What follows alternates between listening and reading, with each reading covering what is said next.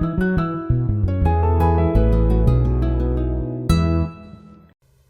everybody, I just got back from the farmer's market and I wanted to show you what I scooped up there. The first thing in my bag is some kale. This type of kale is called dinosaur kale because it looks like dinosaur scales. I like the dino kale because it's a little bit more tender than your typical curly kale, but whatever you prefer. So what I'm gonna do is cut this stem out. If I turn it around, you can see it a little bit better maybe. So cut that out, get just the nice leafy green part. I'm gonna chop it up and use some of it in a stir fry, and then I'm gonna add some of it to a marinara sauce. And then most of it will probably be used in a salad. I like to have kale around, especially in the summer, because it lasts a little bit longer in the fridge than your typical romaine lettuce or spinach or an iceberg. And it's chocked full of nutrients, which is great. Also, if you make a salad and you dress it, so you put the dressing on it, it lasts longer in the fridge as well. It doesn't get as wilty as your normal lettuce or spinach. So another pro towards using kale. Now, one thing to do if you do use raw kale is to make sure that you massage it once you cut it. So cut the stem out, wash it, and then add whatever oil you want to use. I like olive oil or avocado oil, kind of depending on what type of salad I'm making. And literally, like, you'll massage it, you know, kind of like this. It'll be all chopped up. And that helps get the oil into the kale, and it makes it a lot more tender, which is nice. Tenderer, if that's the correct word. So that's what I'm gonna do with that. You could also use this in your smoothies, which is great. It blends really well. I use it with a smoothie in like banana and almond butter and yogurt, protein powder, whatever you want to do. Next thing I got were some corn on the cob. I'm going to probably boil these. Or another good way to use corn is to microwave it in the husk. I don't like to microwave a lot of foods, but in the husk it's actually really good and it stays super crunchy, which is nice. So I'm gonna use that.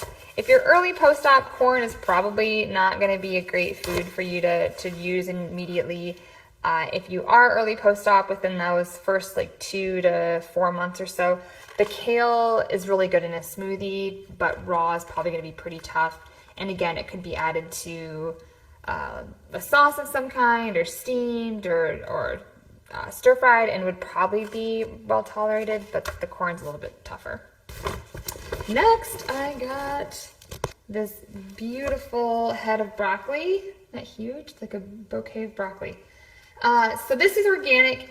I always get, or I shouldn't say always, usually get my broccoli organic. Same thing with kale and berries, because they're a lot more susceptible to the harsh chemicals and pesticides that they use when they're spraying and whatnot. So I'm gonna cut this guy up, use most of him probably raw, just with hummus. We're a big hummus family.